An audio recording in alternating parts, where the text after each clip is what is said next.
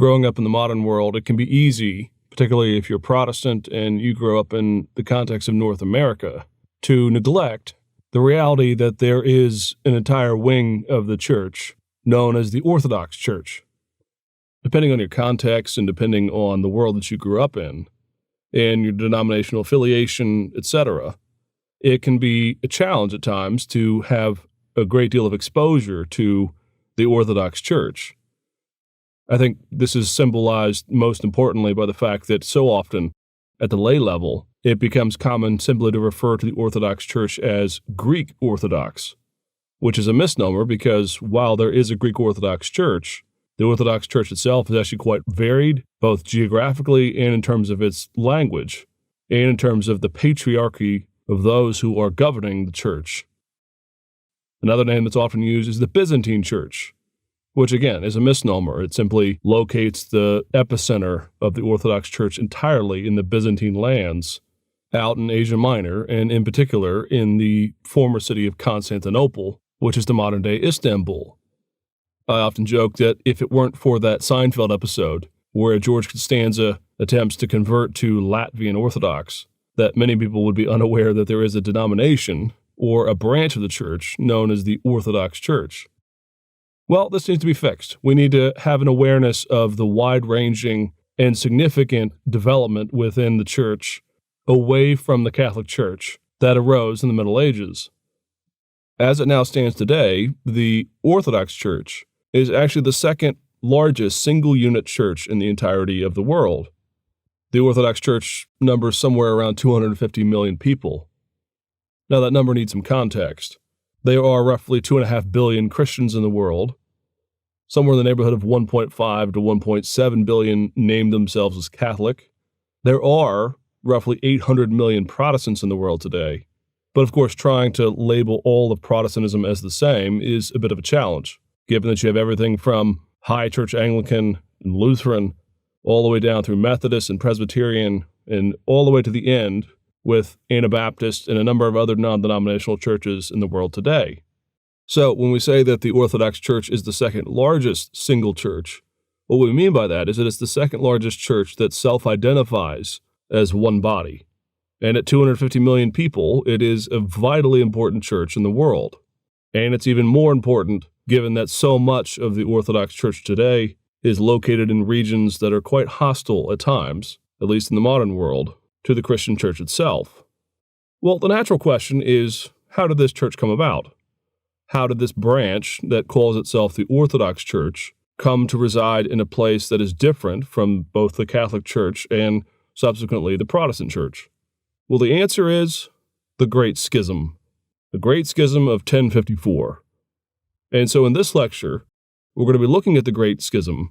We're going to determine what caused it, and then look at some of the implications of this schism all the way down until today.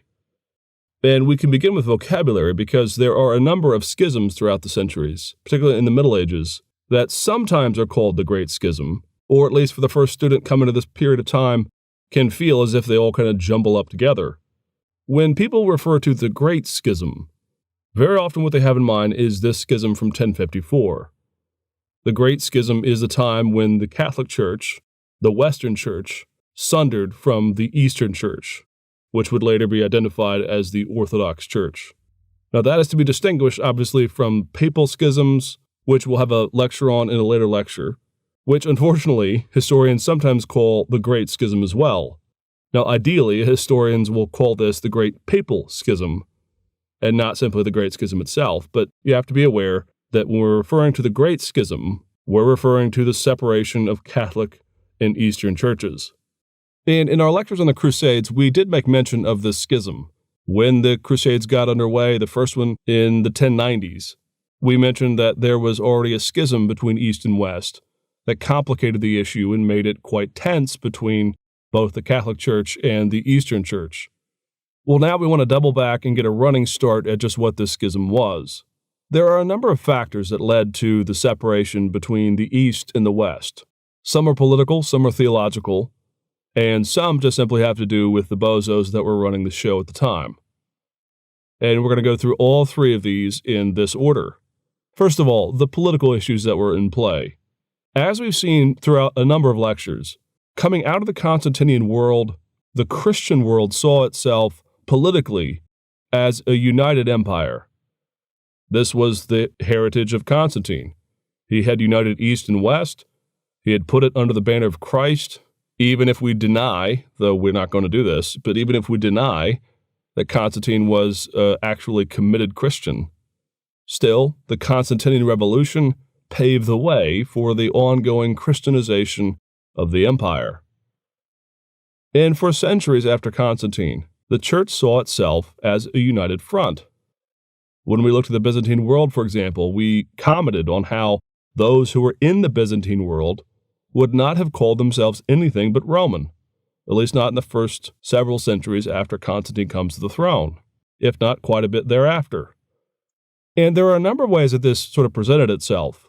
First and foremost was, for centuries, down until roughly the 8th or 9th century, there was this tension between the Byzantine emperor, the emperor over Constantinople, who was, at least in terms of the heritage, believed by some, particularly those in the East, to also be emperor over the West. And, just as in the Byzantine world, those who were patriarchs, in particular the Patriarch of Constantinople, the primary seat of the Byzantine Church for centuries, and even until today, it was customary for the Eastern emperor to at least give his vote of approval whenever someone was appointed to the chair or to the office of a patriarch or to a primary bishop.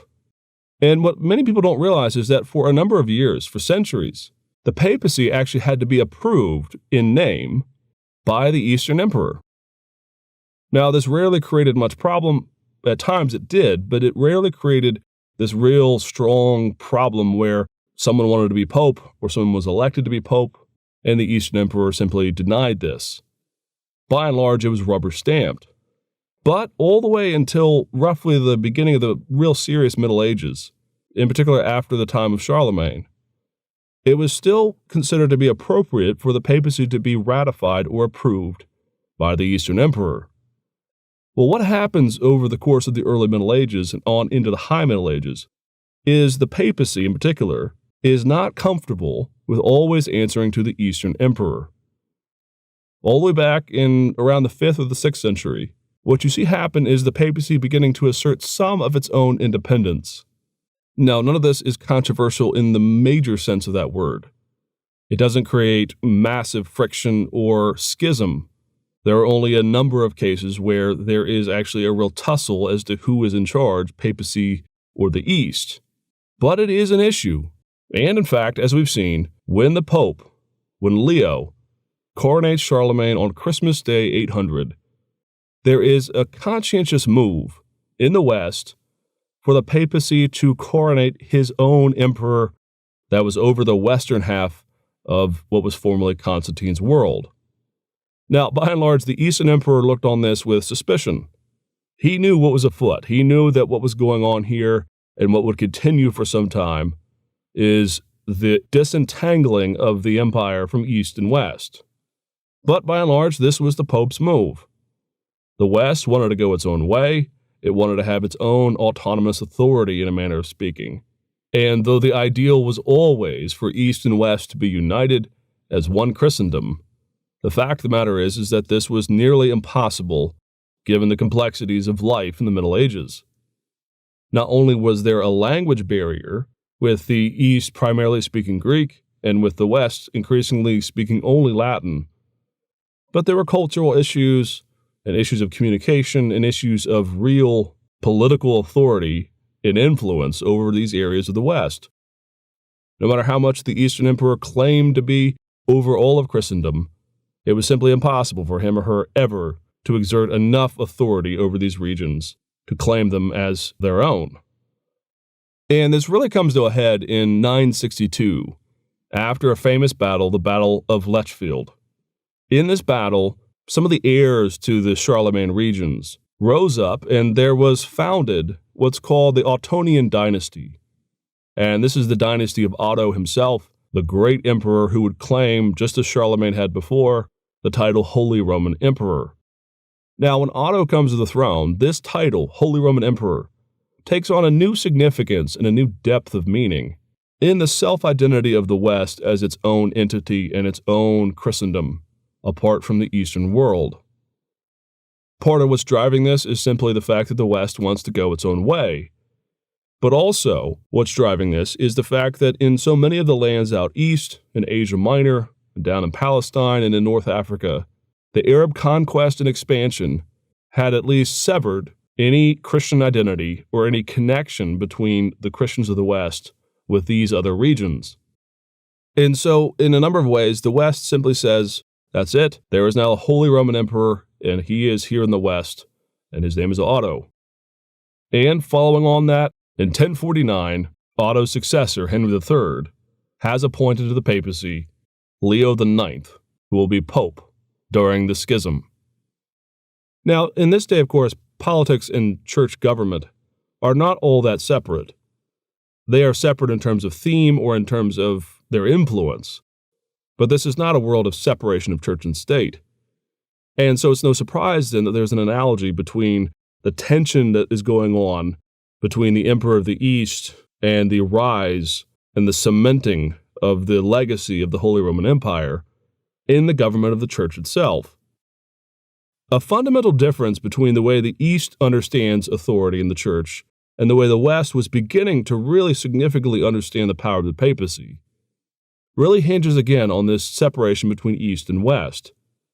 If you were to find an Eastern Orthodox person either in this point in the Middle Ages, and frankly even until today, their model of government is not to have a single papacy or a single pope over the entirety of their church. This is one of the great myths that's often out there, which is that the Patriarch of Constantinople is somehow pope of the entire Orthodox Church. Rather, what happens in the Eastern Church is they believe that there are principal patriarchies that are governed by someone who is sometimes called the Pope, but who, with the other patriarchs, rules in a collaborative unity with each other. Now, the legacy of this argument goes all the way back to the Constantinople Council, the second great ecumenical council. It was at that council where there was appointed and named 5 principal seats or bishops who have a preeminence within the church that is to be considered at least first among equals, though increasingly it became superior to the other bishoprics in the Christendom world. And at that time, it was Antioch, Alexandria, Jerusalem, Constantinople, and Rome. Now, the 2 big ones here, obviously, are Constantinople and Rome. The papacy actually at this time resisted the idea that Constantinople would be made a de facto patriarch or de facto leading bishop that was seen to be at least coterminous, if not equal, with that of the papacy. In other words, from the Eastern perspective, from the Orthodox perspective, the Bishop of Rome is a significant seat of power. Their perspective, though, as the Middle Ages continued on, and again, even down until today, is that the Bishop of Rome is one of these patriarchs. He is part of their band of brothers. Even if he has first chair, even if he has primary voice, even if he leads in some ways, in a way that the others do not, at least in terms of first among equals. In the Orthodox Church, the Bishop of Rome is simply one of these patriarchs. In this case, he is the patriarch of the West. Constantinople is patriarch over Constantinople and its regions, so on and so forth. Now, that might help you understand some of where the Orthodox Church has come down to the modern period. Because if you look around the modern Orthodox Church, you'll find a number of patriarchs, as they're called. For example, the Russian patriarch, who is considered to be yet another, a new patriarch, who is the lead bishop over a given region, in this case, Russia. Now, this is the kernel of the fight. All of the theological and historical squabbles that go on between East and West, frankly, always have at their root, right at the core, the distinction and the division over the issue of where the Pope or the Bishop of Rome fits in with these other patriarchs. Just about every issue, just about every fight, seemingly comes down to the issue of, does the Pope have to answer to the will of the body, the will of the other patriarchs? Can he be checked? Or does he have supremacy, and the other patriarchs out east need to therefore listen to the will of the Pope? And I think that's important to realize as the real root cause of this schism. Because we're going to notice that there are a number of fights and things that percolate up to the surface over the centuries that tend to be cited as the real cause, or at least the beginning of the cause of the schism. The problem, though, is that many of these fights occur hundreds and hundreds of years before the schism itself.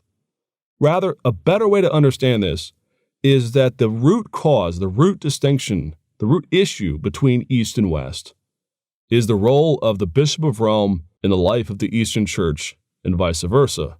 And, as we'll see repeatedly, the issue becomes that the Pope will not succumb or bow to the will or the pressure of those who are the patriarchs of the East. And it all comes to a head in the 11th century.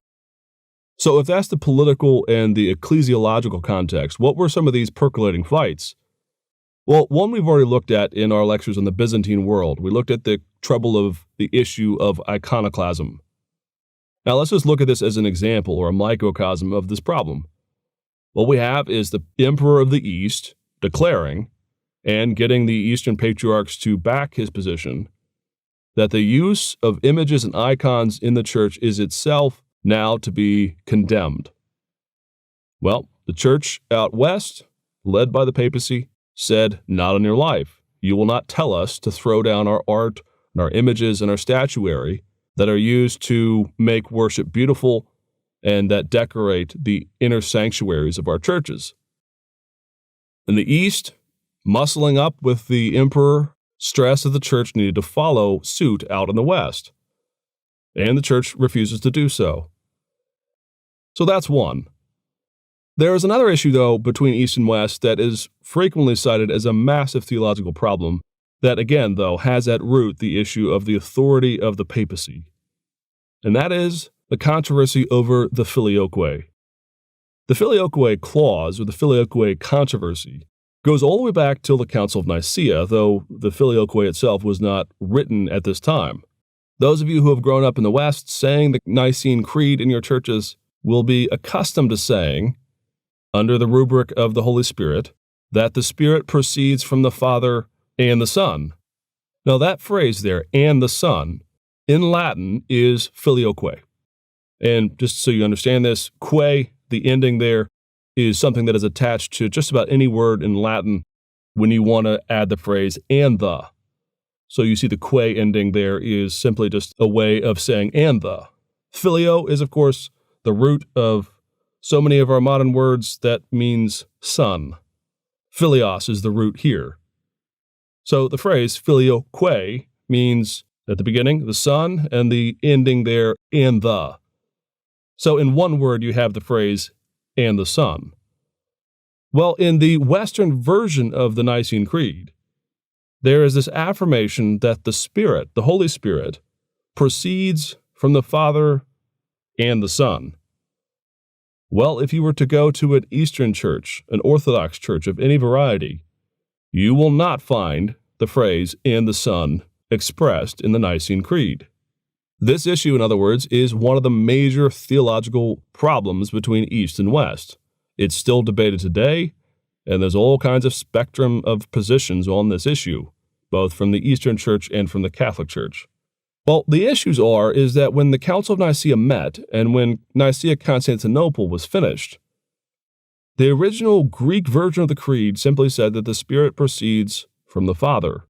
So the image or the theology that is in play here is that you have the Father as, you might say, the source, who is eternally begetting the Son, and, according to the original creed, from whom proceeds the Spirit. Now, there's all kinds of reasons why this is a problem in the West, and we really can't go into every single one of them. First and foremost, though, is the issue that in the West, in particular, they are concerned primarily with the subject of Arianism. You'll recall, of course, that Arianism spread quite rapidly in the West, that after it was quashed pretty rigorously in the East, that a number of these Arians went up into the northern European areas and they converted a number of the Gothic tribes to their faith.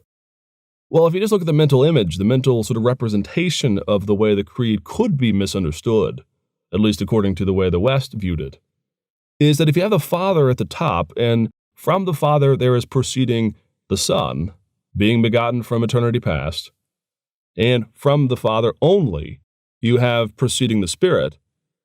Well, the West is particularly concerned that this is just sort of a closet Arianism, or at least it could be interpreted by Arians to espouse their own teachings on the subject of the lack of divinity, of the creation of the Son and the Spirit. They believe, in other words, you could draw a line and say that the Father is only really God, and he is begetting the Son, and he is the one from whom proceeds the Spirit. Well, sometime around the 6th century, the West began to include in the creed this phrase, and the Son. And people always scratch their head, why would they do this? Why would they add this? Well, the belief was, theologically, and there are all kinds of biblical reasons why they believe this, by the way. I'm just going to give you the historical reasons, the contextual reasons. The biblical reasons are numerous, and I'm not going to simply make this only an issue of historical issues. But the historical issues were that with Arianism afoot in the western part of the world, it made more sense to affirm that because the Father and the Son are equal, therefore, if the Spirit is proceeding from the Father, if there is a procession of the Holy Spirit from the Father, that it made sense also theologically to affirm that the Son, being consubstantial with the Father, that from him also proceeds the Spirit. This is the doctrine that is referred to as the double procession of the Spirit. But don't get lost in the jargon. The issue here is the divinity of the Son, as well as a number of verses that people in the West believe champion the fact that the Spirit comes from the Son. Well, as you can imagine, the issues between the East and West are significant on this issue, because you have essentially the West saying, we're going to change the creed. We're going to add to it in order to clarify the theology of the creed in the midst of our context. It was really only a century later, in the 7th century, in fact, that the East began to notice this and began to criticize this vociferously. They found this to be an anathema. The only place that a creed can be formed or changed is in the context of a council. Well, what do you think the West's response to this was? The West responds about this time and thereafter with the simple proclamation that the papacy has so decreed this, and therefore it is good theology because the papacy has led the church and has ratified this by his own authority. He did not need the East in order to allow for this. Again, you'll see the controversy is more about authority and the right to do things between East and West than anything else. And to this day, the vast majority of the opinion hinges on the opinion of whether or not the West had the authority or the right to add the filioque to the confession or the creed from the 4th century. Now, I can stop right now and just give you some of the modern context on this. In the summer of 2004, I was studying in the city of Rome, studying all kinds of things like Roman Catholicism, the Reformation, etc. And because of who I was invited to study with there, I was actually given a ticket to attend a pretty significant event in terms of the history of the church. I didn't know it at the time. I showed up in jeans and a t-shirt, typical seminary student, and I was ushered up onto the dais, believe it or not, sitting with the dignitaries across the way from the College of Cardinals. And the event was important because this was still the regency of John Paul II. But at this time, the Patriarch of Constantinople had come out, and there had been a number of high-level discussions as well as some important meetings between these two patriarchs. They came out and did a service together, and there, in 2004, for the first time that I can find record of, the two of them said the creed, the Nicene Creed, together. Only in this case, they said it in the Greek, which is probably why it went unnoticed by a number of people, but they said it in the Greek, and, famously, John Paul II did not say the filioque. And I remember asking the professors of the curriculum that I was taking part in what the significance of this was. And I was told that they had come to some sort of an agreement that when they are together, the Eastern Patriarch and the Pope will agree not to say the filioque. But it was understood that when the West is doing its own liturgy by itself in the Catholic Church, that the filioque will still remain, and that this will not be a massive offense, at least not in principle, to the Eastern Church. Now, I have no way of verifying if that's still in effect or if that was simply the opinions of the professors who taught me. But it was nevertheless the case that in 2004, the Eastern Patriarch, the Patriarch of Constantinople, and the Pope, for the first time since roughly the 6th century, left the Filioque off. But you can see historically that this is the issue. The issue is the West added the Filioque, and even if it's theologically and biblically justifiable, the issue becomes one of the East feeling like the West had usurped and overly extended its own authority by altering the creed itself.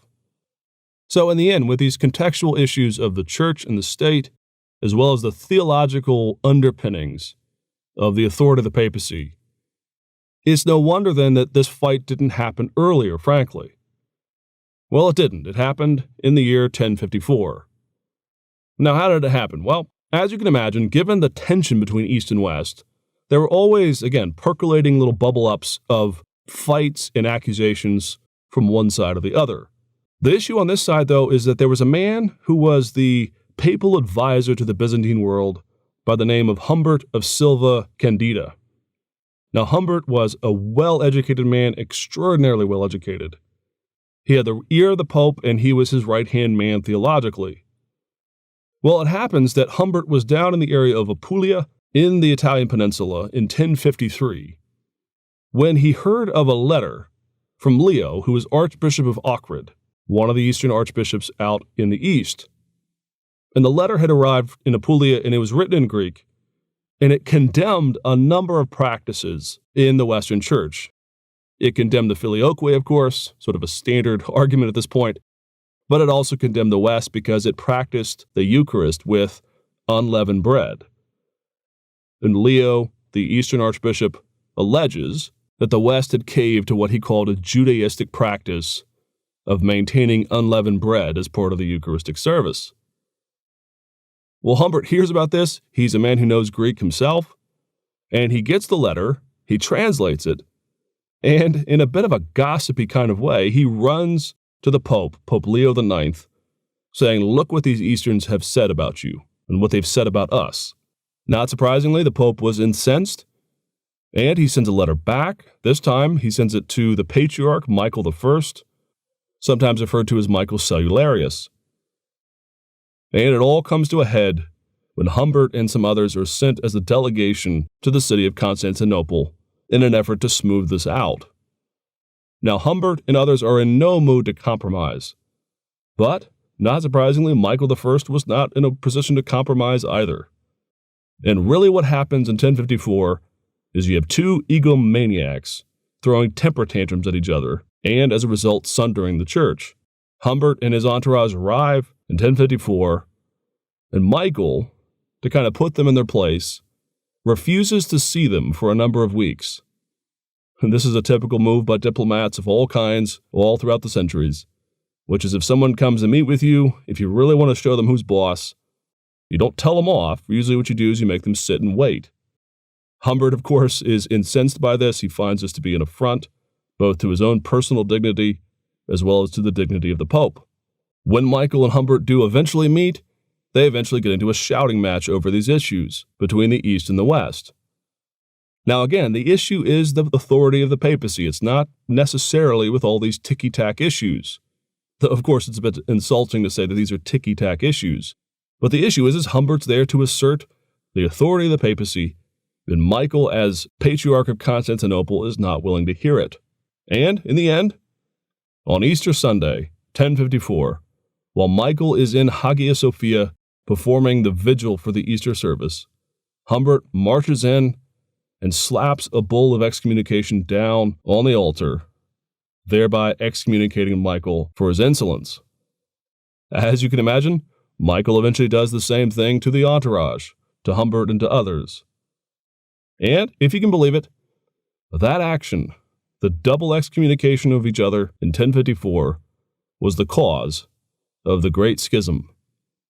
Now, to clarify, no one in this time believed that it was a de facto schism that was going to last for nearly a millennia. By and large, most people in both the East and West would have seen this as a couple of egomaniacs duking it out with each other. But, as the centuries wore on, And as the Crusades get launched, and as East and West come actually at one point in the Fourth Crusade to attacking each other, the schism, started by two men throwing a tantrum, eventually became a fixed reality of the separation between the East and the West.